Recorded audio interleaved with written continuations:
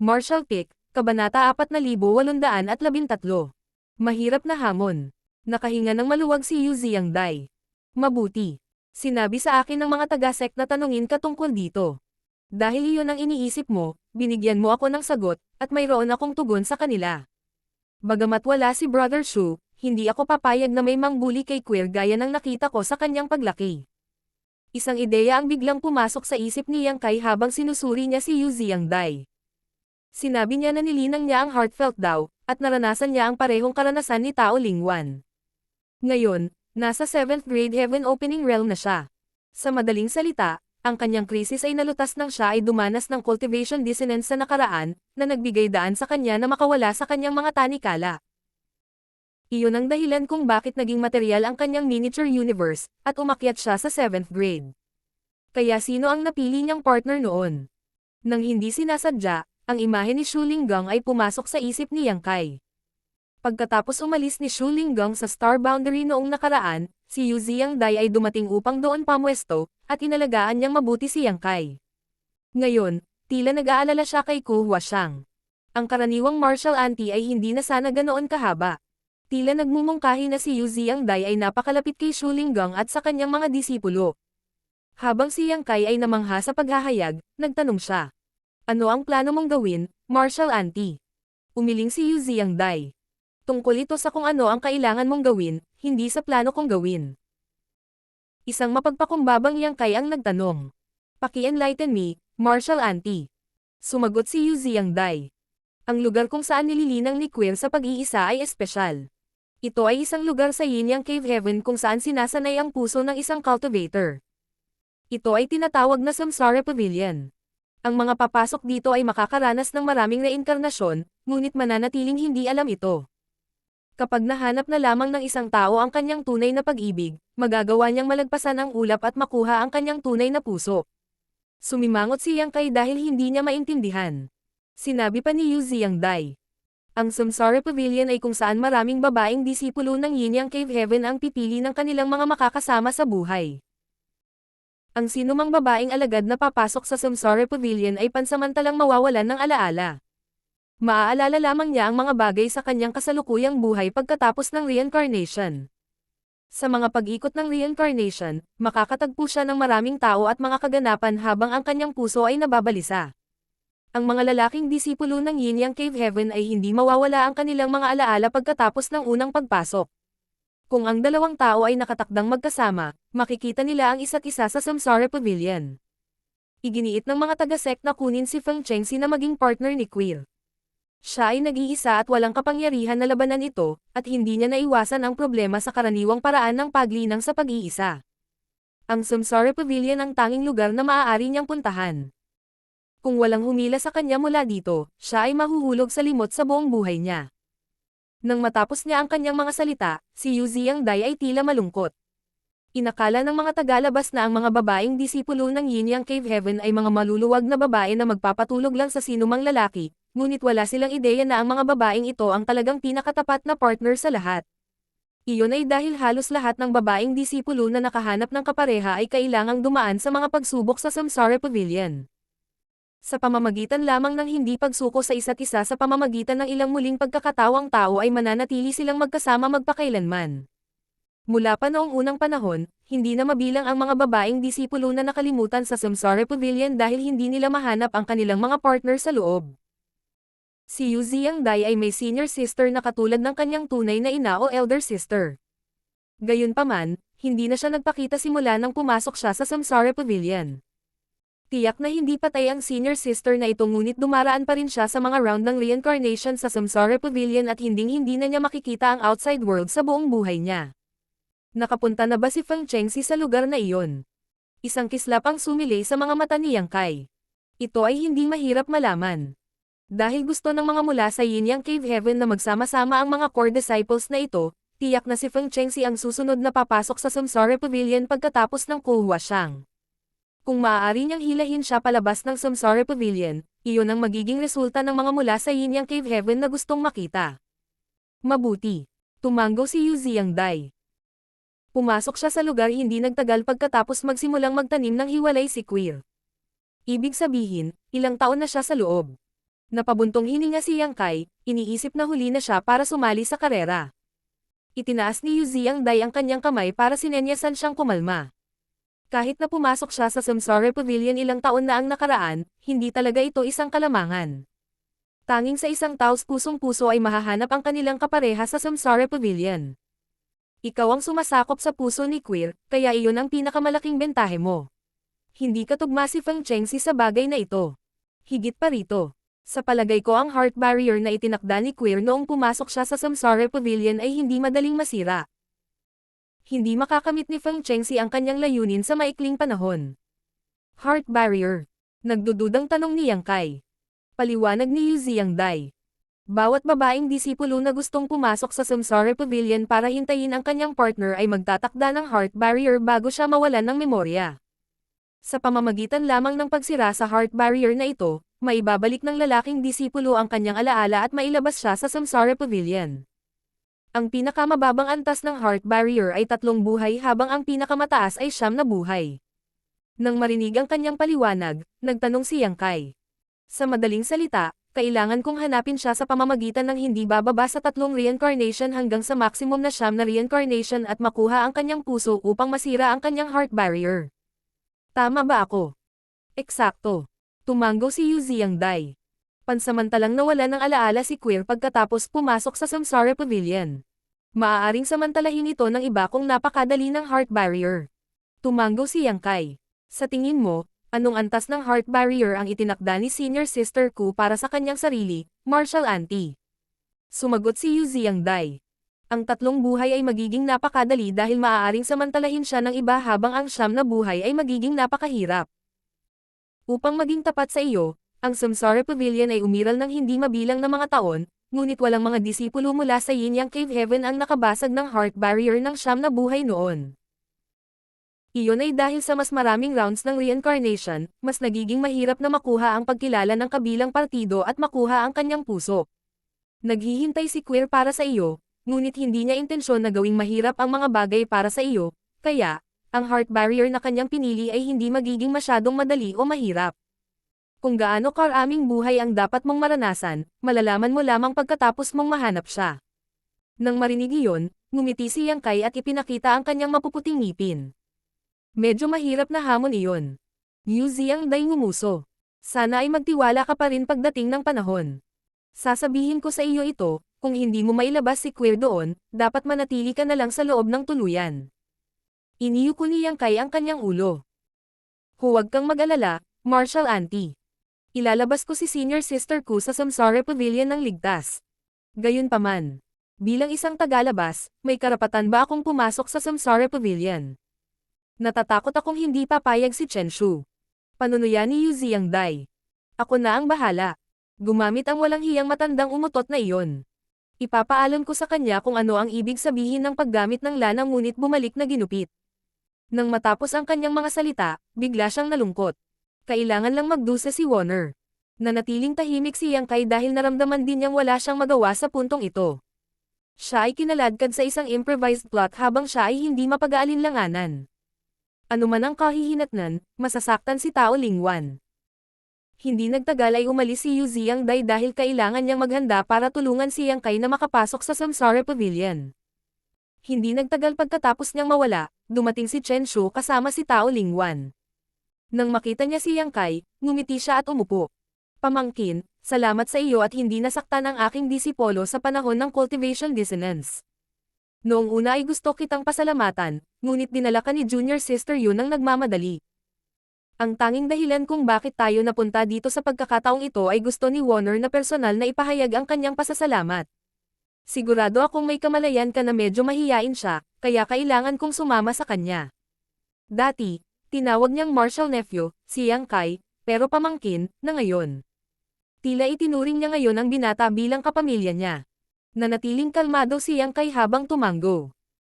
Huwag mong banggitin, Martial Uncle. Iyon ang pinakamaliit na magagawa ko. Ikinaway ni Chen Shu ang kanyang kamay. Maaaring ito ang pinakamaliit na magagawa mo, ngunit nailigtas mo ang buhay ni Warner. Warner, dapat mong ipahayag ang iyong pasasalamat sa iyong senior brother ngayon.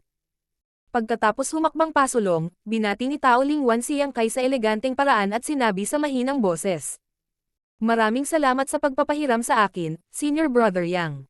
Sa mahigpit na pagsasalita, si Tao Lingwan ay mas matanda kay Yang Kai, at mas maaga siyang nagsimulang magtanim.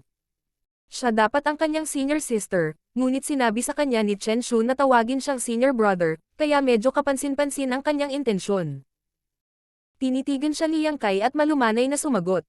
Hindi mo kailangang maging masyadong magalang sa akin, Junior Sister Warner. Pagkatapos ay inikat niya ang kanyang ulo at tinitigan si Chen Shu.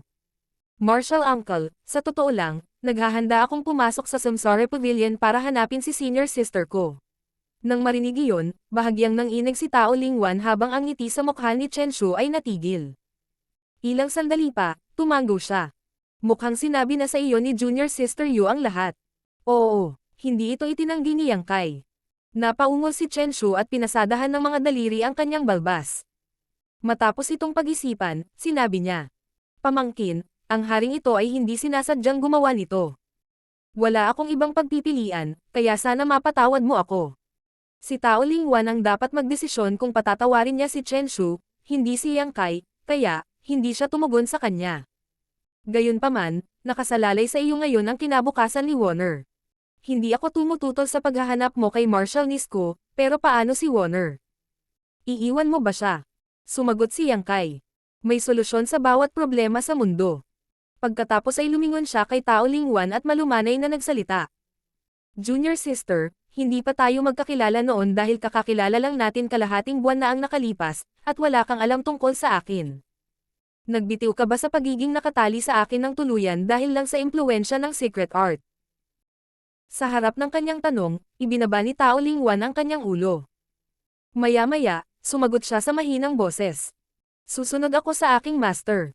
Naawa si Yang Kai sa kanya habang umiling ito. Junior sister, isa kang nasa hustong gulang na nasa 6th grade Heaven Opening Realm, kaya dapat ay mayroon kang sariling opinyon. Sa madaling salita, darating ang araw na pumanaw si Martial Uncle Chen. Kung palagi mo lang siyang pinakikinggan, ano ang gagawin mo pagdating ng araw na iyon? Hindi ka na ba mabubuhay? Nagalit si Chen Shu nang marinig iyon. Bagamat matanda na siya, marami pa siyang taon para mabuhay bilang 7th grade Heaven Opening Realm Master. Halos sinusumpa siya ni Yang Kai at umaasa na mas maaga siyang mamatay. Grabe ang sama ng loob ng brat na ito sa akin, pero hindi niya lang pinapakita sa mukha niya. Naisip ni Chen Shu. Pagkatapos ay lumingon si Yang Kai kay Chen Shu. Martial Uncle, mali mong pinalaki ang iyong disciple, at magdaranas ka ng pag-urong dahil dito sa madaling panahon.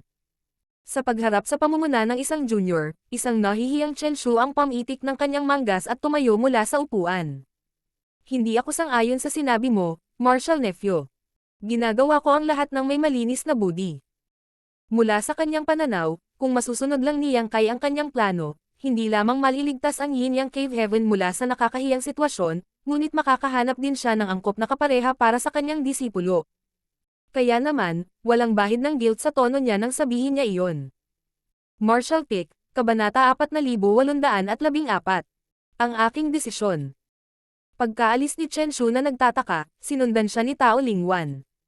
Bago iyon, humihingi siya ng tawad kay Yang Kai, nang umiti at iwinagayway ang kamay para sumenyas ito para huwag itong pansinin. Sa susunod na kalahating buwan, si Yu Ziyang Dai ay wala kahit saan. Pagkalipas ng 20 araw ay nagpakita siya habang mukhang pagod. Nang mahanap niya si Yang Kai, sinabi niya, handa na ang lahat. Isasama kita sa Samsara Pavilion sa loob ng 3 araw. Maraming salamat sa iyong tulong, Martial Auntie. Ipinahayag ni Yang Kai ang kanyang pasasalamat. Kahit na siya ay isang Yin Yang Cave Heaven son-in-law sa papel, hindi naman siya taga-sek kung tutuusin. Dahil ang Samsara Pavilion ay ang lugar kung saan sinasanay ng mga disipulo ng Yin Yang Cave Heaven ang kanilang mga puso, dapat itong isang top secret restricted area. Ang kanilang mga alagad lamang ang papayagang makapasok. Matagal bago bumalik si Yu Ziyang Dai, kaya maliwanag na nagsikap siya para hikayatin ang pamunuan ng sect na pasukin si Yang Kai sa Samsara Pavilion. Gayunpaman, may isang bagay akong dapat ipaliwanag sa iyo. Mataimtim na tinitigan siya ni Yu Ziyang Dai. Bagaman pumayag ang mga nakatataas na pasukin ka sa Samsara Pavilion, may kondisyon sila. Sumagot si Yang Kai. Pakituloy, Martial Auntie. Magiging maayos ang lahat kung may lalabas mo si Queer at magiging valid pa rin ang iyong engagement. Gayunpaman, kung mabaigaw ka, kailangan mong magpakasal kay Warner. Ito ba ang ideya ni Chen Shu? Itinaas ni Yang Kai ang kanyang noo. Umiling si Yu Ziangdai. Ideya ito ng mga manager. Malamang na nakapasok si Tao Lingwan sa 7th grade, ngunit si Yang Kai ay isang kailangan na bahagi nito. Walang paraan na ang mga mula sa Yin Yang Cave Heaven ay sumuko kay Tao Lingwan, kaya inaasahan na sila ay nagkaroon ng ganitong kondisyon. Naiintindihan. Tumanggo si Yang Kai. Hindi ako mabibigo. Natutuwa ako na tiwala ka. Bahagyang pinatahimik ni Yu Ziangdai ang kanyang isip. Pero may kailangan akong itanong sa iyo. Ano ang sitwasyon sa loob ng Samsara Pavilion? Dahil nag-set up si senior sister ko ng heart barrier at nawala ang kanyang memorya, paano ko siya mahahanap? Magbabago kaya ang itsura niya? Walang makakatiyak kung nagbago na ba ang itsura niya. Malalaman mo lang ang tungkol sa mga kababalaghan ng Samsara Pavilion pagkatapos mong makapasok dito. Kung paano mo mahahanap si Queer, magkikita kayo kung nakatadhana kayong magkasama. Kung hindi konektado ang iyong kapalaran, hindi mo siya makikilala kahit na nasa harap mo siya. Walang mga pamamaraan na magagamit mo sa sesyon ng pagsasanay sa puso sa Samsara Pavilion. Ang katapatan ay pinakamahalaga. Napaisip si Yang Kai. Bagamat lubos niyang naiintindihan ang ibig niyang sabihin, ang katapatan ay isang mailap na bagay. Ito ay masyadong abstruse. Sa sinabi nito, naranasan nila ni Ku Huaxiang ang mga sandali ng buhay at kamatayan na magkasama noon. Noong nakaraan, sila ay tinutugis sa Blood Monster Cave Heaven at pareho silang nagtulungan upang mabuhay. Doon sila nagkaroon ng feeling sa isa't isa. Sa sumunod na 3 araw, nakatuon si Yang Kai sa paglilinang sa sarili niyang silid gaya ng hinihiling ni Yu Ziangdai. Pagkaraan ng 3 araw, dinala niya siya sa Samsara Pavilion. Noong una ay inakala ni Yang Kai na ang Samsara Pavilion ay parang isang Grand Hall o isang Sealed World, ngunit hanggang sa makarating siya sa lugar na ito ay napagtanto niyang ibang-iba ito sa kanyang imahinasyon. Isa itong Spirit Province na makapal na natatakpan ng malalaking puno. Ang world energy na dumaloy sa buong Spirit Province na parang fog ay mayaman at sapat. Kahit na mula sa isang bird's eye view, hindi makita ng isa kung ano ang hitsura ng Spirit Province.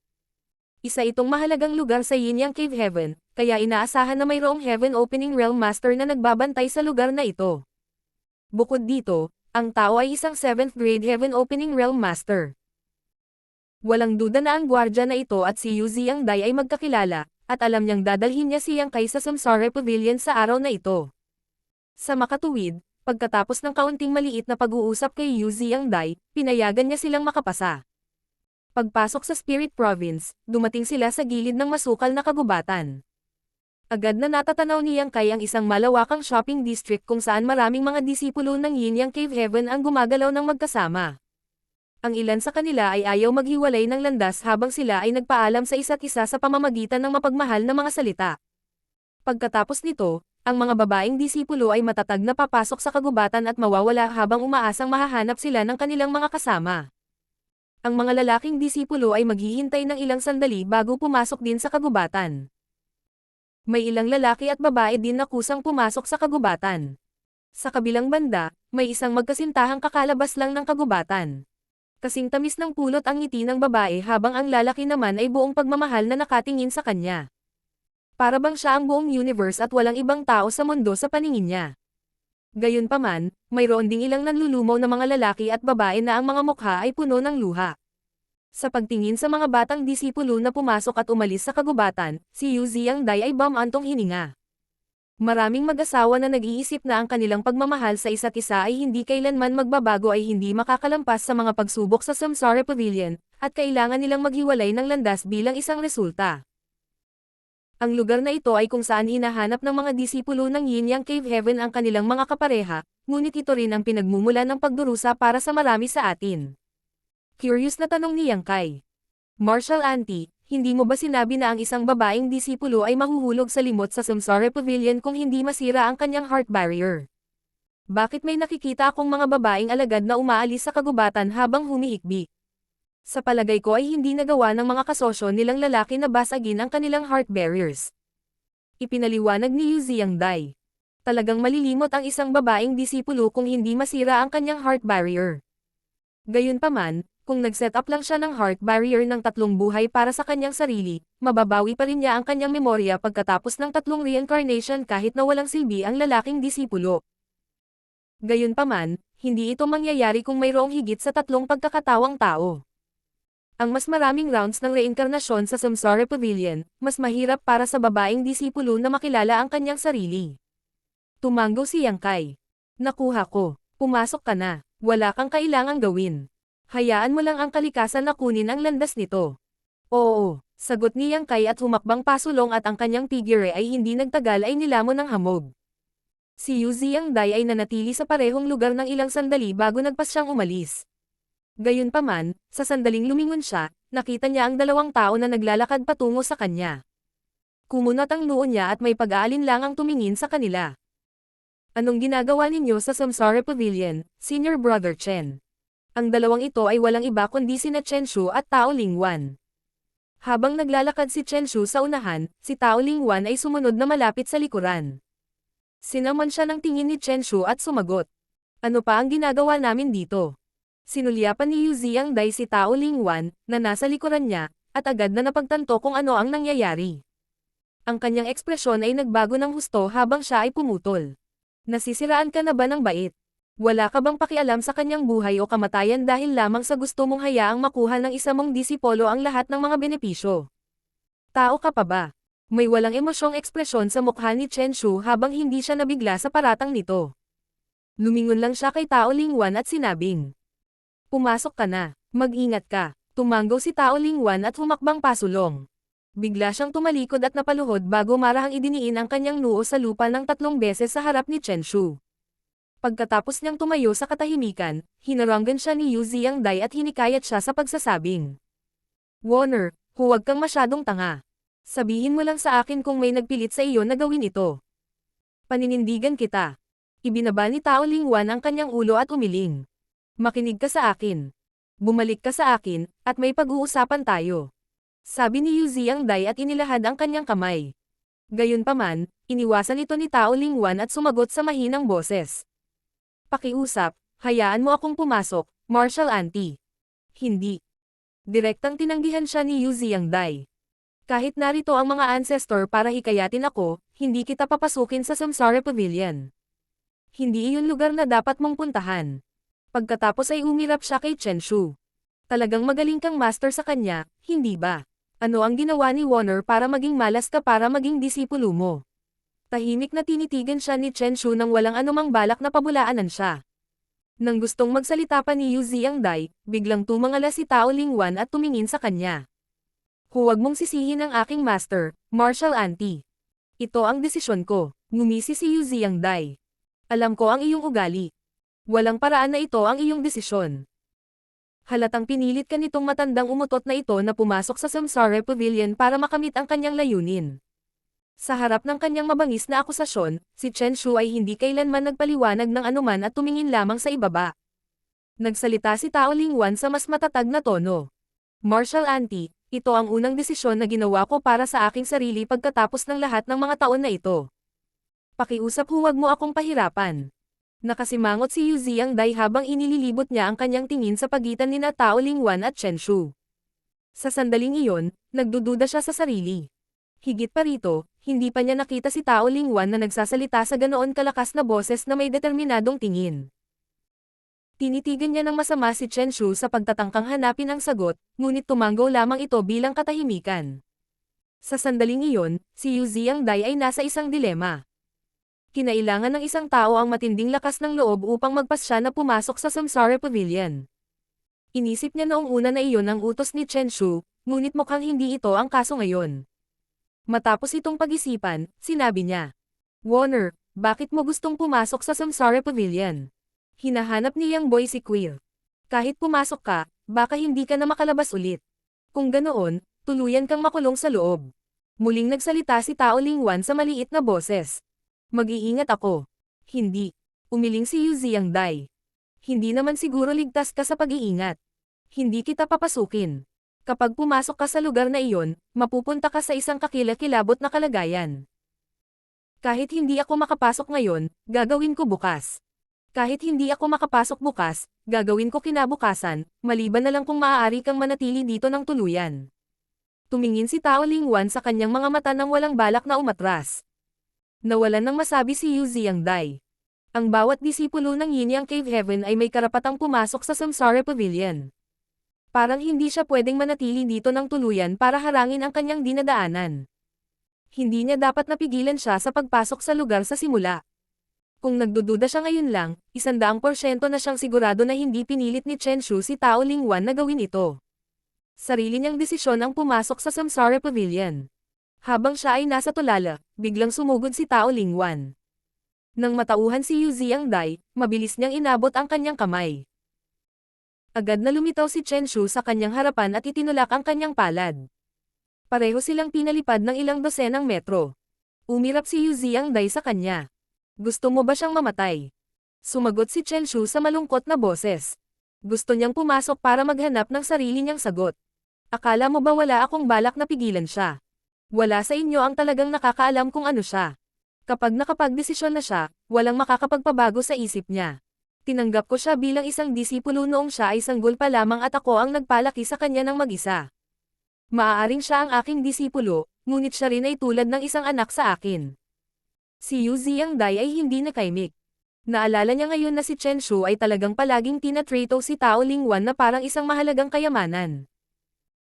Kung hindi dahil sa sobrang paghanga nito sa kanya, hindi siya magiging mahiyain at walang karanasan sa kabila ng pagiging 6th grade Heaven Opening Realm Master. Tiyak, ang isang master na labis na nagmamahal sa kanyang disipulo ay hindi magsasakripisyo sa kanya balang araw para sa kapakanan ng isa pang disipulo. Si Yang Kai ay isang mahuhusay na binata na isang magandang kapareha para kay Warner. Matanda na siya ngayon, at imposibleng manatili ako sa tabi niya magpakailanman. Sa paglipas ng mga taon, nakahanap ako ng ilang mga potensyal na kasosyo para sa kanya, ngunit wala sa kanila ang nagustuhan ko. Hindi masama si Yang Kai. Magiging perpekto kung mapapangasawa siya ni Warner. Pero, parang may nagawa akong mali. Marshall Pick, Kabanata 4815. Reincarnation. Mayroong hindi mabilang na mga sinaunang puno sa Samsara Pavilion. Ang bawat puno ay natatakpan ng mga dahon, at ang bawat isa ay napakalaki na kakailanganin ng ilang tao upang yakapin ito. Isang puting ulap ang dam-aloy sa buong kagubatan. Habang naglalakad dito, maaaring isipin ng isa na siya ay nawala sa isang panaginip. Tahimik na naglakad si Yang Kai sa kagubatan. Milyon-milyong sanga ang nakabitin sa mga sinaunang puno. Bagamat walang hangin, malumanay silang umindayog na tila tinatanggap ang mga bisitang bumisita sa lugar na ito. Karamihan sa mga puno ng kahoy ay ganap na selyado. Ilan lang sa mga putot ang may mga puwang, na parang mga kuweba ng puno na kayang tumanggap ng mga tao. Mayroong 2 uri ng puno na tumutugma sa iba't ibang kasarian. Maliban sa mga sinaunang puno na may selyadong mga putot, ang ilan sa mga puno ay may mga puwang na malapit sa mga ugat habang ang ilan sa mga puwang ay nasa gitna ng mga putot. Ang lahat ng mga alagad na pumasok sa lugar na ito ay kailangang pumasok sa isang punong kuweba at manatili sa loob ng kahoy na kanilang pinili.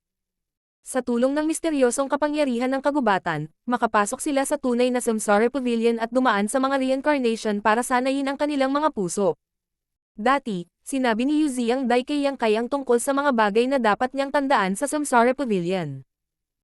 Kaya naman, alam niya na ang mga puwang na lumitaw sa gitna ng mga putot ay para sa mga babaeng disipulo habang ang mga kuweba ng puno na malapit sa mga ugat ay para sa mga lalaking disipulo. Kahit na sila ay lumitaw na magkatulad sa labas, sila ay lubos na naiiba sa loob.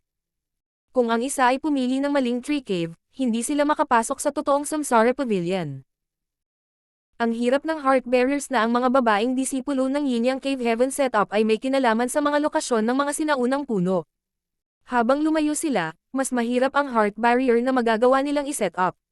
Ang mga nais lamang ng heart barrier ng 3 buhay ay makakahanap lamang ng isang sinaunang puno sa paligid. Hindi na nila kailangang pumunta pa sa kagubatan. Gayunpaman, ang heart barrier na itinatag ni Ku Huashang ay dapat na higit sa 3 buhay, kaya naisip ni Yang Kai na dapat siyang maglakbay ng mas malalim. Para sa mga lalaking disipulo, hindi mahalaga ang lokasyon ng mga sinaunang puno, ngunit nais ni Yang Kai na mapalapit sa Ku Huashang, kahit na wala siyang ideya kung saang sinaunang puno siya naruroon. Makalipas ang 1 oras, dumating si Yang Kai sa kailaliman ng kagubatan kung saan siya hinaranggan ng isang sinaunang puno. May puwang malapit sa mga ugat ng sinaunang puno na nakabuo ng kuweba ng puno na kayang tumanggap ng tao. Ang mga sanga na nakasabit sa ibaba ay patuloy na umuugoy pabalik-balik. Nang si Yang Kai ay handa ng magpatuloy, bigla siyang huminto sa kanyang kinatatayuan at lumingon para tingnan ang sarili niyang balikat. Sa itaas ng kanyang balikat, may kulot na sanga na tila naging maliit na kamay at nakasabit sa kanyang damit minsan. Nagpa siya si Yang Kai na huminto sa pagsulong, sa halip, tumalikod siya at nag-shuffle patungo sa kalapit na kuweba ng puno. Ang Samsara Pavilion ay isang lugar kung saan sinanay ang mga puso, at ang katapatan ay pinakamahalaga.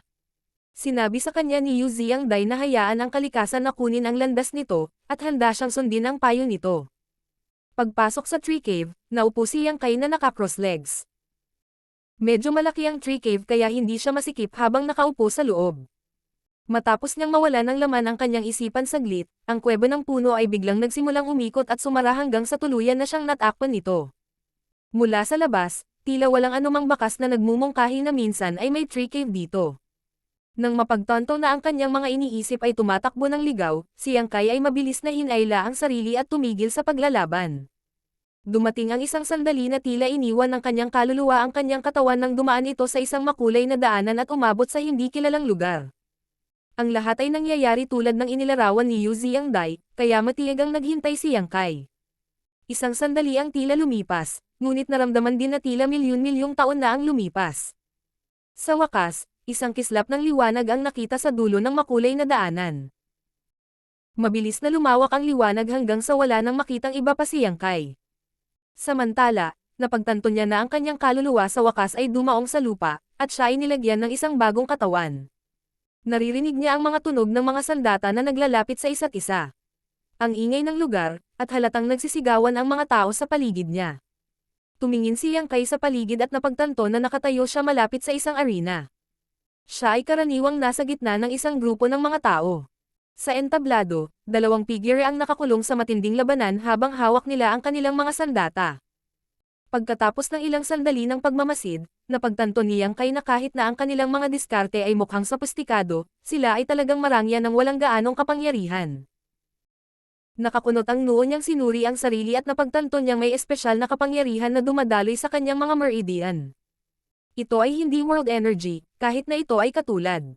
Ang nakita niyang hindi kasiya siya ay ang kapangyarihan ay masyadong mahina, katumbas marahil ng isang initial element realm third stage cultivator.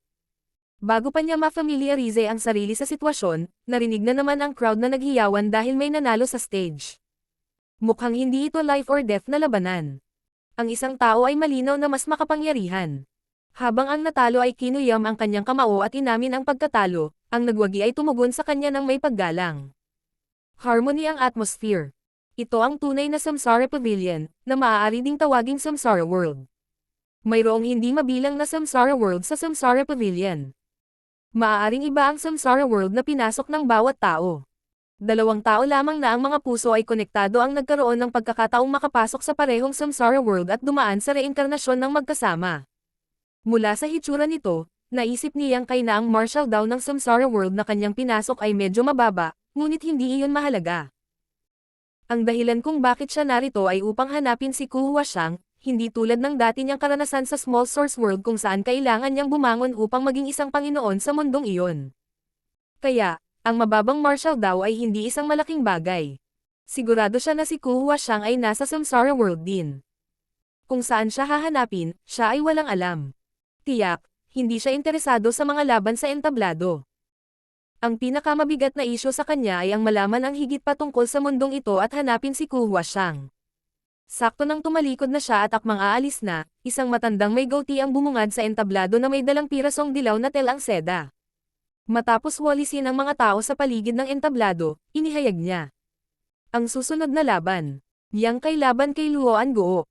Lumingon si Yang Kai sa stage at itinaas ang kanyang noo. Isang matipunong figure ang lumabas mula sa karamihan at umakyat sa entablado sa ilang hakbang.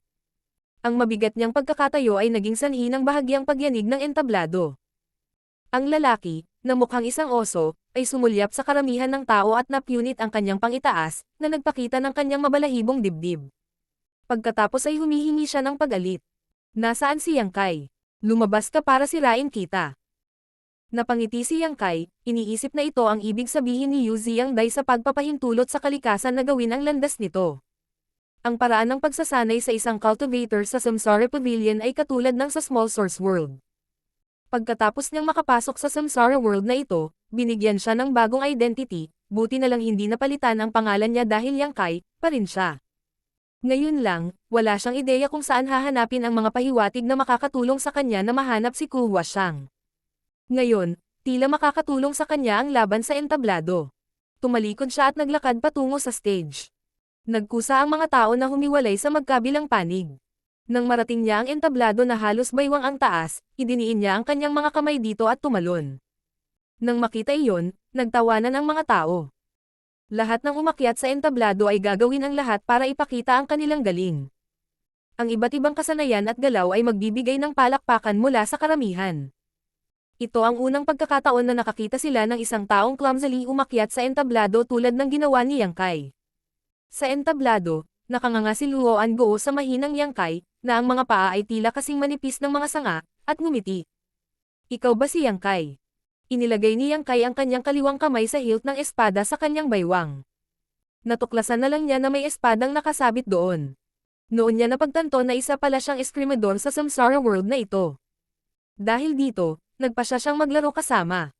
Kahit na hindi pa niya nilinang ang sword daw dati, sa kanyang malawak na karanasan at mataas na paglilinang, maaari lang niyang gamitin ang anumang sandata ng maayos. Gamit ang kaliwang kamay sa espada, ngumiti siya at tumango. Oo, isang mabangis na kislap ang sumilay sa mga mata ni Luoan Guo habang siya ay sumisigaw. Sisirain kita sa isang galaw lang. Sa sandaling nagsimula siyang magsalita, ang kanyang matipunong figure ay sumugod pasulong. Sa oras na natapos niya ang kanyang huling salita, ang kanyang malaking kamao ay dumarating na mismo sa mukha ni Yang Kai.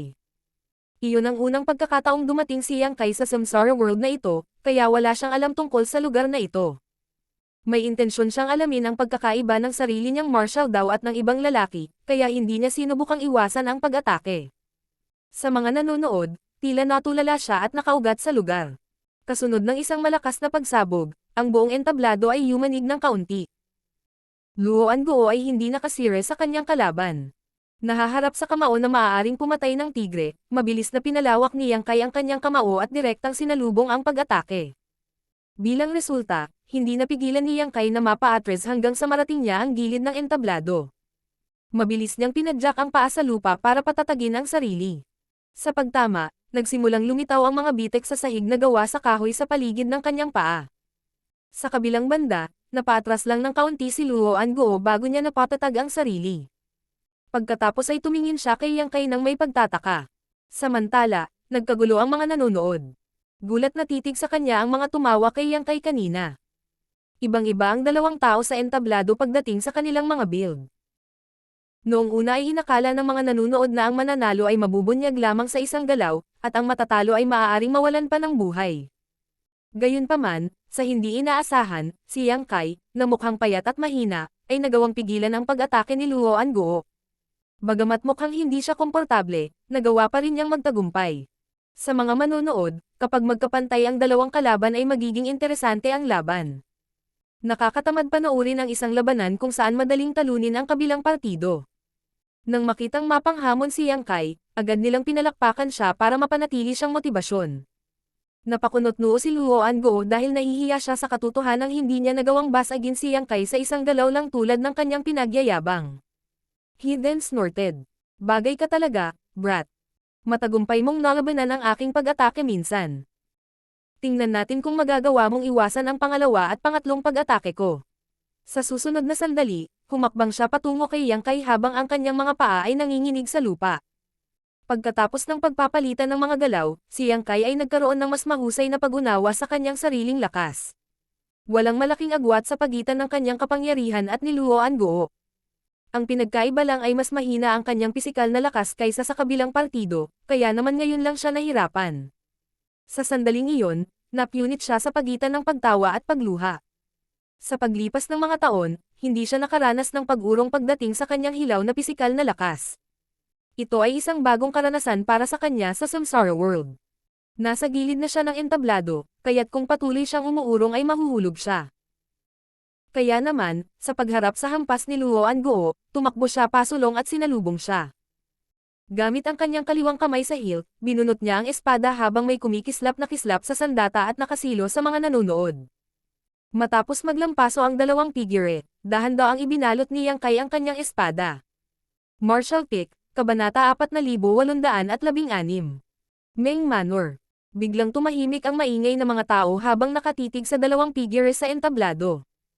Karamihan sa kanila ay walang matalas na paningin, kaya hindi nila naaninag ang kahangalan ng palitan ng mga galaw ngayon lang.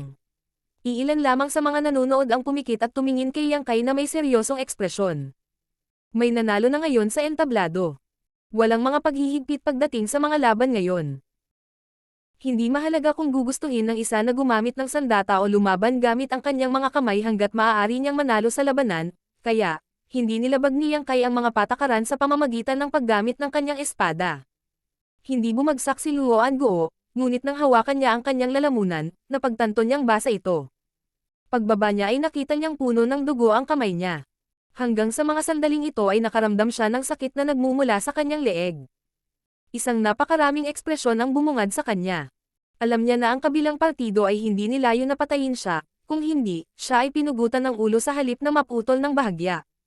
Sa kabila noon, hindi pa rin katanggap-tanggap para sa kanya ang ganitong uri ng kinalabasan. Sa palitan ng mga galaw ngayon lang, hindi man lang niya nakita kung paano hinugot ni Yang Kai ang kanyang espada. Hindi siya nagkaroon ng pagkakataong mag-counterattack dahil masyadong mabilis ang pag-atake ng kabilang partido para hindi niya maramdaman.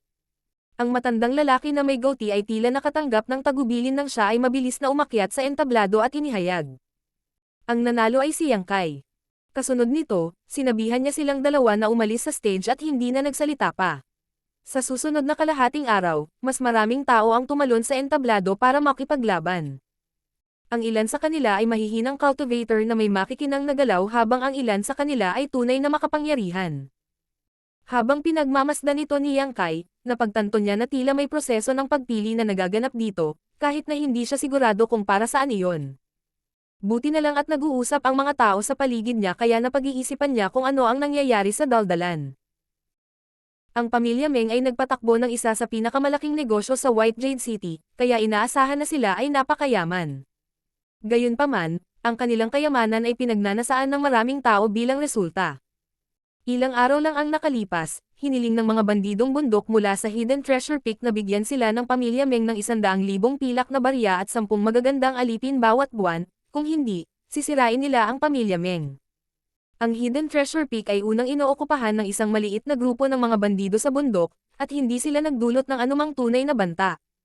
Gayunpaman, ilang oras na ang nakalipas, maraming pag-anti ang dumating at sumali sa Hidden Treasure Peak, na lubos na nagpalakas sa kanilang hanay. Upang makagawa ng pangalan para sa kanilang sarili, nagpa siya itong mga bagong miyembro ng Hidden Treasure Peak na ay target ang mayayamang pamilya Meng sa kalapit na lungsod. Bagamat mayroong City Lord sa White Jade City, na may sariling mga sundalo, ang Meng family ay hindi mangangahas na lubos na umasa sa iba. Kaya naman, nagpasya silang magtayo ng arena sa araw na ito at nag-alok ng mga kaakit-akit na sweldo para kumuha ng ilang makapangyarihang pribadong gwardya para protektahan sila. Habang nakikinig si Yang Kai sa mga tao sa paligid niya, hindi nagtagal ay napagtanto niya ang sitwasyong kinalalagyan niya. Kumbaga, nandoon siya para mag-apply ng trabaho. Si Senior Sister Kuba ay nasa pamilya Meng. Hindi maiwasan ni Yang Kai na magkaroon ng ganitong haka-haka, kung hindi niya maipaliwanag kung bakit kailangan niyang sumali sa isang labanan sa pagpili pagkatapos na makapasok sa Samsara World na ito. Isinasaalang-alang ang lahat ng ito, nagsimula siyang umasa sa kung ano ang nasa unahan niya. Hanggang sa gabi na natapos ang kompetisyon. Mayroong ilang makapangyarihang cultivator mula sa pamilya Meng na nakatago mula sa karamihan ng tao dito upang panoorin ang mga laban sa entablado at gumawa ng kanilang mga paghatol. Ang mga kwalipikado ay ibabalik sa Meng Family Manor habang ang mga hindi sapat ay bibigyan ng pera at sasabihing umuwi. Mahusay na gumanap si Yang Kai, kaya sa pagtatapos ng araw, tinawag siya ng matandang may goatee at ibinalita na nakapasa siya sa pagsusulit. Si Luo Anguo, na natalo ni Yang Kai, ay tinanggap din. Bagamat siya ay natalo sa labanan, ang kanyang kapangyarihan ay hindi maaaring maliitin. Kaya lang nakatagpo siya ng mas malakas na kalaban na nagngangalang Yang Kai. Ang makapangyarihang cultivator mula sa pamilya Meng ay may talamak na paningin, kaya hindi nila tinanggap ang mga kandidato batay lamang sa mga resulta ng mga laban, sa halip, gumawa sila ng sarili nilang mga paghatol. Ang mga na-knockout ay walang anumang reklamo dahil alam nila ang kanilang tunay na lakas. Ang dahilan kung bakit sila sumali sa kompetisyon ay upang makakuha ng pera mula sa pamilya Meng. Ngayong nakamit na nila ang kanilang layunin, higit pa ang kanilang pasasalamat. Maraming tao ang naiwan dahil 40 hanggang 50 sila. Nangunguna sa daan ang isang katulong na nakasuot ng berdeng damit, pumasok sila sa Meng Manor sa isang gilid na pinto at nakarating sa isang patio. Makakatanggap sila ng ilang pagsasanay sa lugar na ito sa loob ng kalahating buwan. Sasabihin sa kanila ng kapitan ng mga pribadong gwardya kung saan sila maaari at hindi maaaring pumunta sa Meng Manor. Sasabihin din niya sa kanila ang mga alituntunin na dapat nilang sundin at ang mga kahihinatnan ng paglabag sa mga ito. Sa unang araw, may lumabag sa mga patakaran. Marahil ay naligaw siya ng landas habang naghahanap ng banyo, kaya naglibot siya sa malapit na inner court. Nang makita iyon, agad siyang hinuli ng mga personal bodyguard sa lugar na iyon. Ang kapitan ay may intensyon na parusahan ang taong ito upang magsilbing babala sa lahat. Matapos dalhin ang taong ito sa kanya, siya ay pailay at itinapon palabas ng mansyon sa harap mismo ng mga mata ng lahat. Kinilabutan ang bagong batch ng mga private guard. Hanggang sa sandaling ito ay napagtanto nilang hindi ganoon kadaling kumita ng mga kaakit-akit na sweldo na iniaalok ng pamilya Meng. Sa lugar na ito, ang mga patakaran ay lahat, at ang isa ay mapupunta sa isang kakilakilabot na estado sa pamamagitan ng hindi pagsunod sa kanila. Ang pamilya Meng ay mayaman, kaya inaasahan na ang kanilang manor ay napakalaki. Gayunpaman, si Yang Kai at ang iba ay maaari lamang manatili sa parehong patio. Mula nang mangyari ang insidente sa unang araw, walang nangahas na maglakad ayon sa gusto nila. Nagkaroon ng pagsubok pagkaraan ng 3 araw, at mahigit 10 tao ang naalis. Matapos maging pamilyar sa lugar na ito sa loob ng 3 araw, nagpasya si Yang Kai na kumilos. Hindi siya interesadong maging private guard sa Meng Manor. Dahil nag-isip siya na si Ku Huashang ay maaaring nasa pamilya Meng, kailangan niyang hanapin siya. Si Ku Huashang ay malamang na isang babaeng miyembro ng pamilya Meng. Bagamat walang ideya si Yang Kai tungkol sa kanyang pagkakakilanlan sa Meng Manor, dapat ay nakatira siya sa inner court dahil siya ay isang babae. Nang lumubog ang dilim, tahimik siyang naglakad palabas at nagtungo sa inner court. Maraming pribadong gwardya na nakatago sa iba't ibang sulok ng Meng Manor. Gayunpaman, madaling matukoy sila ni Yang Kai at maiwasang mahuli. Nang handa na siyang pumasok sa inner court, napagtanto niyang may problema. Halatang mas mahigpit ang seguridad sa inner court. Nakikita niya na maraming pares ng mga mata sa gilid ng inner court na nakatutok sa paligid. Imposibleng makalusot siya sa inner court nang hindi nahuhuli dahil sa kapangyarihan niya ngayon. Matiigang naghintay ng 2 oras ngunit wala pa ring pagkakataon, kaya kalaunan, nagpasya siyang magdahan-dahan at gumawa muna ng plano. Nang naghahanda na siyang umalis, nasulyapan niya ang isang figurang dumaan sa dilim. Ang taong iyon ay tila may parehong intensyon sa kanya. Dahil walang pagkakataon na makapasok siya sa inner court, wala siyang choice kundi sumuko. Gayunpaman, mas maagang sumuko ang lalaking ito kaysa kay Yang Kai, kaya naman napansin siya ni Yang Kai. Bagamat madilim sa lugar na ito, hindi pa rin ito may tago ang kanyang matipunong figure. Sumimangot si Yang Kai nang makilala niya ang taong ito at nagtaka siya. Anong ginagawa niya rito? Kailan siya dumating? Nag-iingat si Yang Kai sa bawat galaw niya, kaya sigurado siyang hindi siya napapansin ng ibang nanghihimasok na ito. Nang makaalis ang tao, tahimik siyang umalis. Nang bumalik si Yang Kai sa kanyang lugar, tumalon siya sa bintana at pumasok sa silid. Mahimbing pa rin ang tulog ng kanyang mga kasama at walang namalayan na umalis na siya at bumalik. Sa umaga, kailangan pa nilang tumanggap ng pagsasanay. Ang kapitan ng mga pribadong gwardya ay lalong naging demanding, dahil dito, binugbog at itinapon sa Meng Manor ang ilan sa mga mayayabang na kandidato. Sa una ay may 40 hanggang 50 tao, ngunit sa kasalukuyan, halos 30 na lamang ang natitira. Sa gabi, nagpanggap si Yang Kai na mahimbing na natutulog habang matiyagang naghihintay. Kagabi, kahit ano pa ang intensyon ng taong iyon, hindi niya naabot ang kanyang layunin, kaya tiyak na muli siyang kikilos ngayong gabi. Gaya ng inaasahan, sa kalagitnaan ng gabi, nakarinig si Yang Kai ng mahinang ingay.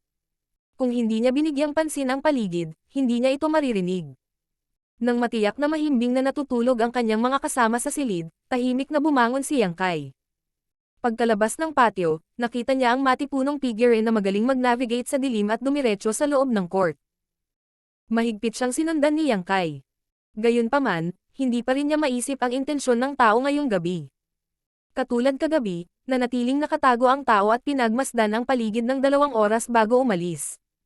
Sa susunod na kalahating buwan, maliban sa pagtanggap ng pagsasanay araw-araw, walang matuklasan si Yang Kai. Ni hindi pa niya nagawang makalusot sa inner court. Pagkatapos ng panahong ito, 20 tao na lang ang natitira, na mas mababa sa kalahati ng unang bilang. Sa kabilang banda, ikinatuwa iyon ng kapitan. Nakatayo sa harap ng 20 taong ito, sinulyapan niya sila ng masama at sinabing, "Dahil nandito pa rin kayong lahat, ibig sabihin ay medyo malakas kayo. Lahat ng mahihina ay itinaboy. Bukod dito, tiningnan namin ang iyong mga background, at walang nakitang mga problema. Dahil nakapasa ka sa pagsusulit, miyembro ka na ngayon ng Meng Manor. Hanggat tapat ka sa pamilya Meng, hindi ka aapihin. Bilang mga pribadong gwardya, kailangan nating laging handa na protektahan ang pamilya Meng kahit na kailangan nating mawalan ng buhay. Ang mga walang determinasyon na gawin ito ay maaaring umalis ngayon. Hindi kita masisisi. Tiyak, walang umalis. Anuman ang kanilang mga dahilan sa pagnanais na maging mga pribadong gwardya, ang mga sweldo na inaalok ni Meng Manor ay kaakit-akit. Hindi sila makakuha ng mas magandang trabaho sa ibang lugar. Gaya ng inaasahan, nasiyahan ang kapitan habang bahagya itong tumango. Mukhang wala ni isa sa inyo ang payag na umalis. Mabuti. May huling tanong ako. Mayroon bang sino man sa inyo ang may masamang intensyon laban kay Meng Manor? Magtapat ka lang sa akin. Ipinapangako kong hindi kita papatayin. Nang makita ng kapitan na walang tumugon sa kanya makalipas ang ilang sandali, nagpatuloy siya sa pagsasabing. Mukhang ayaw mong aminin. Pagkatapos ay inikat niya ang kanyang ulo at tinitigan ang isang mabagsik na binata. Lin Xiaoshan, kumusta ang mga manager sa bundok? Sa sandaling matapos siyang magsalita, ang mga pribadong gwardya, na nasa likuran niya, ay agad na pinalibutan si Lin Xiaoshan. Isang pakiramdam ng pagkalito ang sumilay sa mukha ni Lin Xiaoshan habang nakatitig siya sa kapitan. Anong ginagawa mo? Walang imak na sumagot ang kapitan.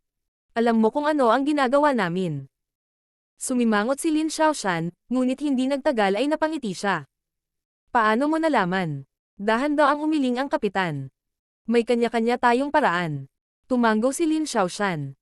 Mukhang minamaliit ng mga manager ang Meng Manor. Dahil nalaman mo ang tungkol dito, pwede mo na lang akong patayin kung gusto mo. Sumagot ng kapitan. Tiyak na inaasahan kong patayin ka at ipadala ang iyong ulo sa mga nasa bundok. Gayunpaman, ayaw ni Master na magbuhos ng dugo ng hindi kinakailangan, kaya iniutos niya na payagan kang umalis sa lugar na ito ng buhay. Gayunpaman, kailangan mong ipasa ang kanyang mga salita sa mga tagapamahala. Sige lang, sabi ni Lin Xiaoshan sa kalmado at nakolektang paraan. Sinabi ng kapitan. Sinabi ni Master na ang Meng Manor ay isang business entity, at ayaw niyang masaktan ang mga tao sa bundok. Kaya, maging magkaibigan na lang tayo. Ngumisi si Lin Xiaoshan. Kung gayon, ano ang maiaalok mo? Pumalakpak ang kapitan, pagkatapos ay may dumating na may dalang pakete. Kinuha niya ang pakete at inihagis kay Lin Xiaoshan. Ito ang maiaalok ng Master, at ang parehong halaga ng pera ay ipapadala sa inyo bawat buwan. Walang pag-aalinlangan, binuksan ni Lin Xiaoshan ang pakete at nakakita ng maraming perang papel. Pagkatapos ng ilang kalkulasyon, natanto niya na ang mga ito ay nagkakahalaga ng mga 20,000 pilak na barya.